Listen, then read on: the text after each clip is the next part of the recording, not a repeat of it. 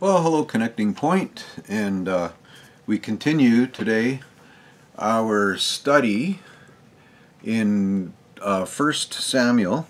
We're doing chapters 29 and 30 today, and before we get started, I'd like to begin with a question, as we often do, and the question is this: do you think of God's sovereignty as something that influences everyday, mundane circumstances, or does God's sovereignty only apply to the big important things? I'll give you a minute to think about that, and then we'll come and look at chapter 29. Okay, let's start today by just reading chapter 29, and then we'll make some comments. The Philistines gathered all their forces at Aphek, and Israel camped by the spring in Jezreel. As the Philistine rulers marched with their units of hundreds and thousands, David and his men were marching at the rear with Achish. The commanders of the Philistines asked, "What about these Hebrews?" Achish replied, "Is this not David, who is an officer of Saul, king of Israel? He has already been with me for over a year, and from the day he left Saul until now I have found no fault in him." But the Philistine commanders were angry with him and said, "Send the men back, that he may return to the place you assigned him. He must not go with us into battle, or he will turn against us during the fight. How better could he regain his master's favor than by taking the heads of our own men? Isn't this the David they sang about in their dances? Saul has slain his thousands, and David his tens of thousands." So Achish called David and said to him, "As surely as the Lord lives, you have been reliable, and I would be pleased to have you serve with me in the army. From the day you came to me until now I have found no fault in you, but the rulers don't approve of you. Turn back and go in peace. Do nothing to displease the Philistine rulers." "But what have I done?" asked David. "What have you found against your servant from the day I came to you until now? Why can't I go and fight against the enemies of my lord the king?" Achish answered, "I know that you have been as pleasing in my eyes as an angel of God. Nevertheless, the Philistine commanders have said, 'He must not go up with us into battle.' Now get up early, along with your master's servants who have come with you, and leave in the morning as soon as it is light." So David and his men got up early in the morning to go back to the land of the Philistines, and the Philistines went up to Jezreel. Back in chapter 27, we have the account where David is in Philistine territory, where he finds favor with this Philistine king named Achish. And as we saw in this text, the relationship between David and Achish developed over a period of more than 1 year. In spite of this, the other Philistine commanders, they did not trust David and his men. And I'm thinking this is probably related to events way back in 1 Samuel 14, and where in chapter 14, verse 20 to 21, it says, and I'll read it, "Then Saul and all his men assembled and went to battle. They found the Philistines in total confusion, striking each other with their swords. Those Hebrews who had previously been with the Philistines and had gone up with them to their camp went over to the Israelites who were with Saul and Jonathan." This text kind of implies that amongst the Philistines there were Hebrews, and when the battle started, the Hebrews that were previously among the Philistines, or had been among them, then they turned against the Philistines, and perhaps that was the cause of much of the confusion in the Philistine camp.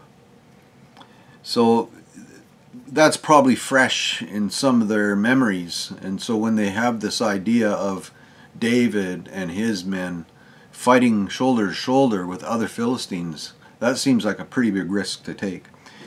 Anyway, back to the text. Achish replied, "Is this not David, who was an officer of Saul, king of Israel?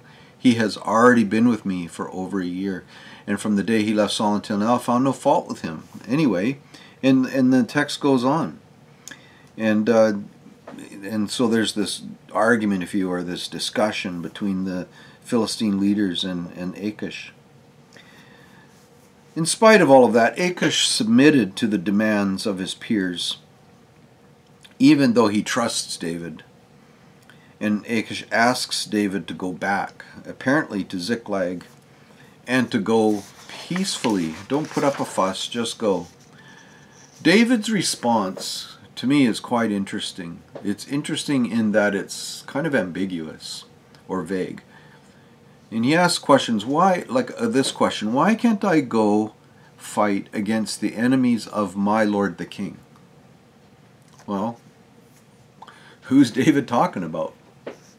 Is Saul his king? Is Achish his king?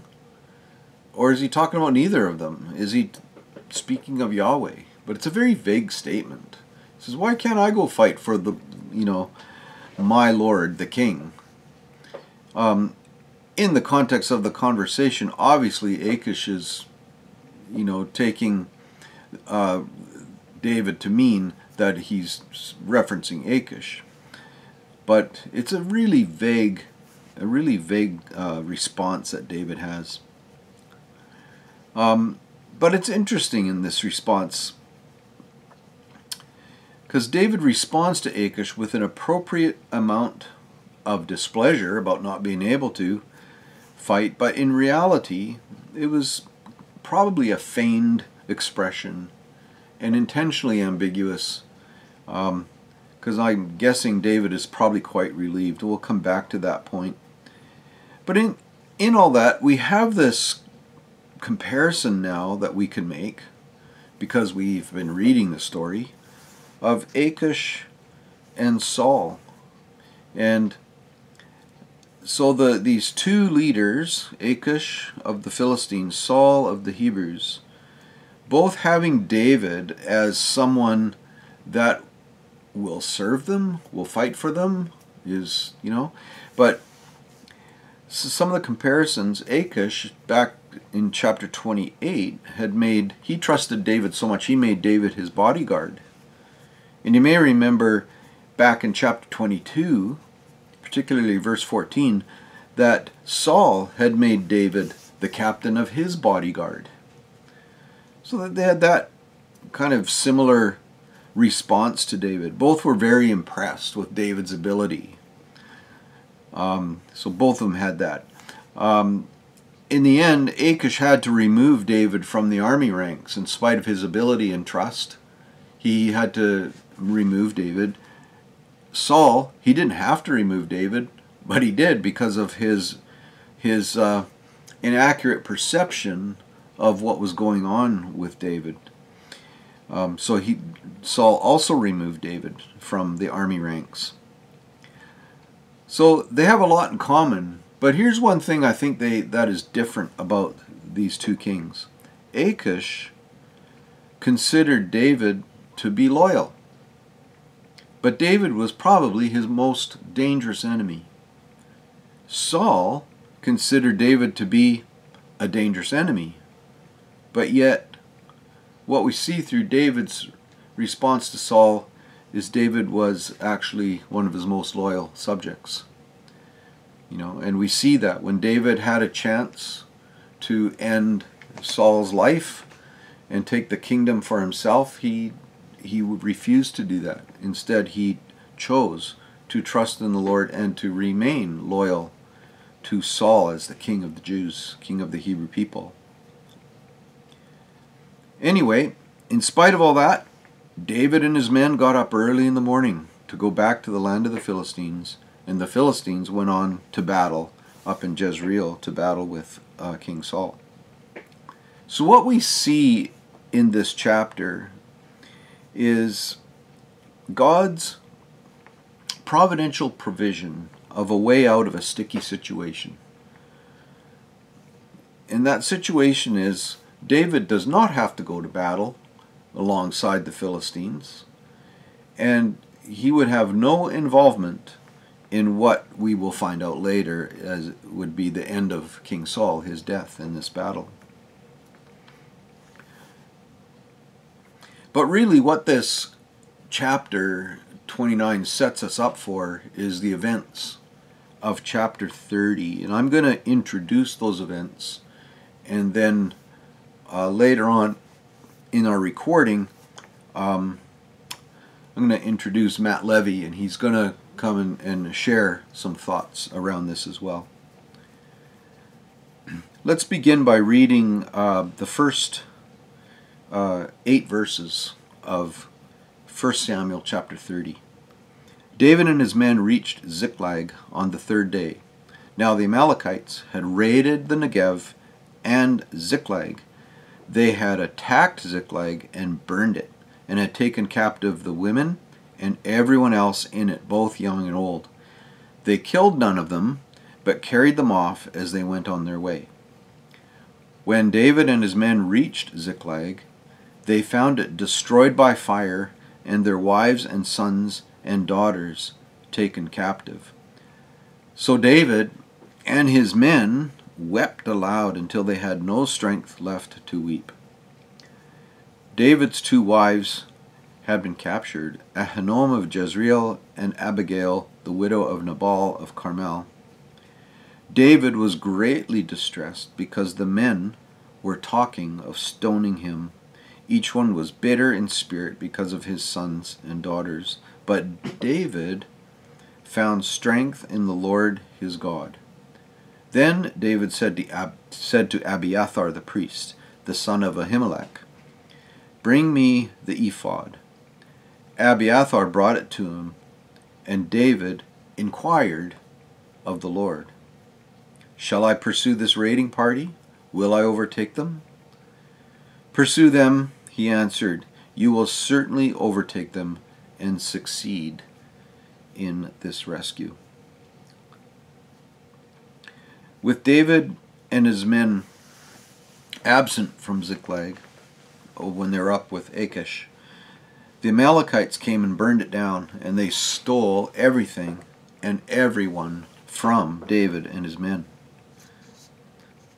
This was probably in retaliation to the raids David had carried out against the Amalekites over the last probably 15 or 16 months.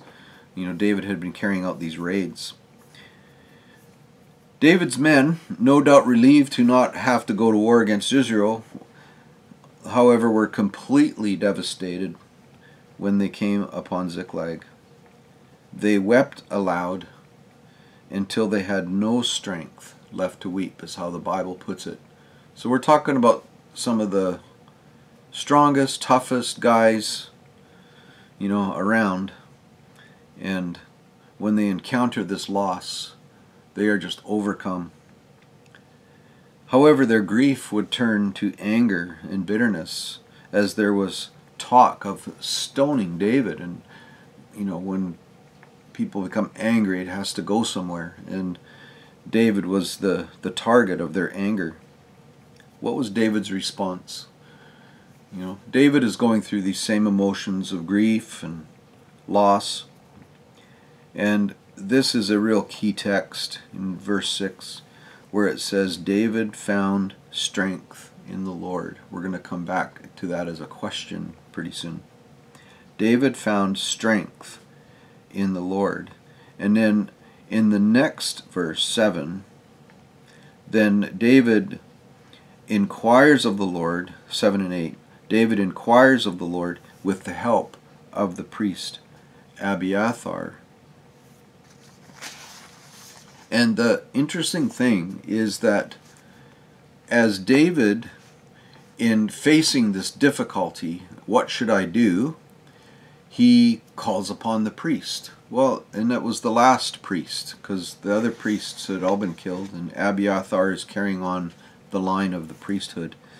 And David calls upon the priest, and they inquire of God. And the answer that they get is, you will overtake them and you will succeed in your goals. contrast that with what was happening in chapter 28. Saul in a predicament, wondering what to do. He's got no priest to call on. He's been rejected by God. And so what does he do? He goes and visits the medium at Endor. And, you know, the message he gets is, this is the end. You're going to go to battle and it's going to be the end of you. Such a contrast between David at this point and Saul, his nemesis. But the question that I want to come back to is the question that precedes David taking the action of inquiring of the Lord, and that is, he found strength in his God. My question for you to think about is, how do you practically go about finding strength in the Lord? And we'll be back in a minute.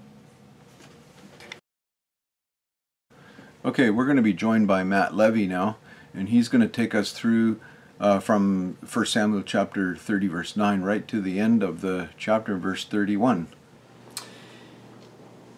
David and the 600 men with him came to the Besor Valley, where some stayed behind. 200 of them were too exhausted to cross the valley, but David and the other 400 men continued the pursuit. So imagine the scene. You're a heartbroken father. You've cried your eyes out, and you're exhausted in every way, mentally, physically, emotionally. You're done, and you want to go rescue your wife and your kids. I'm a father who's had my 3 children kidnapped 11 years ago, and I spent everything in court. I spent everything I could. I exhausted myself until I was completely spent. And I felt like I finally had to surrender. These men at the brook Besor had to surrender, and they had to stop. Them going further on and dying in the field wouldn't have helped anything. They found an Egyptian in the field and brought him to David. They gave him water to drink and food to eat, part of a cake of pressed figs and 2 cakes of raisins. He ate and was revived, for he had not eaten any food or drunk any water for 3 days and 3 nights. David asked him, "Who do you belong to? Where do you come from?" He said, "I'm an Egyptian, the slave of an Amalekite. My master abandoned me when I became ill 3 days ago. We raided the Negev of the Kerethites, some territory belonging to Judah, in the Negev of Caleb, and we burned Ziklag." David asked him, "Can you lead me down to this raiding party?" He answered, "Swear to me before God that you will not kill me or hand me over to my master, and I will take you down to them." He led David down, and there they were, scattered over the countryside, eating, drinking, and reveling, because of the great amount of plunder they'd taken away from the land of the Philistines and from Judah. David fought them from dusk until the evening of the next day, and none of them got away, except 400 young men who rode off on camels and fled. Think about that. David fought them all night. So they came from Achish, they marched to Ziklag, they discovered their wives and children were gone. They realized that maybe God wasn't with them, that maybe they were complete failures, and the men were turning against David. They wanted to stone him. David felt like a complete failure. There was emotional wreckage. Everyone was weeping until they had no strength. They inquired of God, found strength, decided to go. They marched as far as they could. Some collapsed at Besor, and others kept going and got to the raiding party, and there they were. Then they fought all night, from dusk until the evening of the next day. That's incredible. That's an amazing battle. David recovered everything the Amalekites had taken, including his 2 wives. Nothing was missing, young or old, boy or girl, plunder or anything else they had taken. David brought everything back. He took all the flocks and the herds. His men drove them ahead of the livestock, saying, "This is David's plunder." This is the promise to me that truly gives me joy. That nothing that Satan steals, not your family, not your faith, not your wife, not your hope, not your truth, not your wisdom, not your energy, nothing Satan steals, God cannot restore and bring back fully. That's a revival that gives me such hope. Then David came to the 200 men who'd been too exhausted to follow him and who were left behind the Besor Valley. They came out to meet David and the men with him. As David and his men approached, he asked them how they were. But all the evil men and troublemakers among David's followers said, "Because they did not go out with us, we will not share with them the plunder we recovered. However, each man may take his wife and children and go." Interesting. There's a movement among many Christians that says, you know, they're not fruitful. They're not really, being faithful doesn't count for much. These people that, they're in the church. They've been in the church for 30 years. And yeah, we're grateful that they're there. But what have they done lately? You know, where is their fruit? Where are their visitors? Where's their baptisms? Where's their, you know, conversions? What's going on with them? And this spirit is an evil spirit. It really, valuing fruitfulness over faithfulness, it's a trap. David replied, "No, my brothers, you must not do that with what the Lord has given us. He has protected us and delivered into our hands the raiding party that came against us. Who will listen to you, to what you say? The share of the man who stayed with the supplies is to be the same as that of him who went down to the battle. All will share alike." David made the statute and ordinance for Israel from that day to this. If David hadn't done that, his men would have been split up, and the 200 would have been devastated. They would have taken their wives and children, and there would have been a schism, a division in the church. And when a church decides that fruitfulness is the only thing that matters, it can lead to a church split. Because, you know, these people, they're faithful, but what does that count for? They're not fruitful. Let's get rid of them. You know, let's get down to the really committed people. And that's the problem. You know, to his master, each Christian stands or falls. So if I've given my best, and I'm emotionally, physically, spiritually spent, and I'm collapsing, that's not a problem for condemnation. And that's not a problem for condescension. And it's not a problem for misapprehension of my salvation to say, because that super Christian guy is so faithful, so joyful, so fruitful, I'm not a Christian. It's not an equal causation there. When David reached Ziklag, he sent some of the plunder to the elders of Judah who were his friends, saying, "Here is a gift for you from the plunder of the Lord's enemies." David sent it to those who were in Bethel, Ramoth Negev, and Jetir, to those in Eror, Shipmoth, Eshtemoh, and Rakal, and those in the towns, the Jermelites and the Kenites, to those in Hormah, Bor Ashan, Athak, and Hebron, and to those in all the other places where he and his men had roamed. What a blessing. David's heart was just overflowing with love. He didn't have to do this. He didn't have to abundantly bless Israel, but he did. And that's a sign of a heart that understands. A heart that truly loves the faithful, loves the fruitful, and loves even those who are still your enemies. What an amazing testimony of what God did in David's heart. So I'd like to read a poem.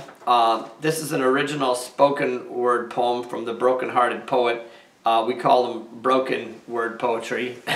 And this is called "We Do Our Best, God Does the Rest." And it's about the men at the brook Besor and how God looks at us all equally. He knows our gifts. He knows our time, our talents. He knows our weakness. And he knows that each gift, if it's cheerfully given, if we're giving our best, then it's acceptable. It's 100% acceptable. Have you started well, only to fail, wailing, smell your heart in hell? Have you forever lost treasured wife and child to unmeasured forces wild? Are you a Christian loser, loosed abuser, bruised and used alone, shipwrecked, abused, derelict?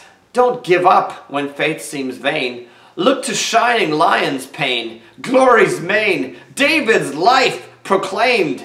At Brook Besor, 200 dads in David's band collapsed, rested, laid down, aching heart, spent hands, 1/3 bested, could not go another step. So these rescue missionaries came to rest. David and 4 centuries of soldiers soldiered on, raced on so braver. Centuries of grace, their hearts smolder. One wife and child safe from slaver. Killed evil foe who captured loved ones. Stilled fears told. Enraptured beloved sons. In victory, some victors brave despised their tired, retired brothers. Cursed them to only partial share as fired, uninspired druthers. But David's eternal edict was both generous and kind. For all time set God's principles in mind. Equal share for all who'd stayed behind. To this day the principle still binds. We do our best, God does the rest, all are equal blessed. Don't get it mixed or be bewitched. There's no kingdom role for the half-hearted or the never started. For the lazy, asleep on couches, never sharing, strumming, numbing, dumbing, feast like beasts, never care or daring. We're not talking those who are shirking, not doing the working. But if you do your best, fight with every fiber of little heart, even should you faint under that too heavy cart, you'll find it. If you give it all, God always does his part. Brooke Besor proves it's not perfection or completion, it's obeying faithful passion and humble faithful action, not by our dead works alone, or said faith alone. Both wings must sing, make God's devotion known, not by might or power, but by his Spirit shown. Such faith elevates, exalts grace of Christ alone. Our saving God is love enthroned. Humility in equity atones. Thank you so much. I hope this blesses you.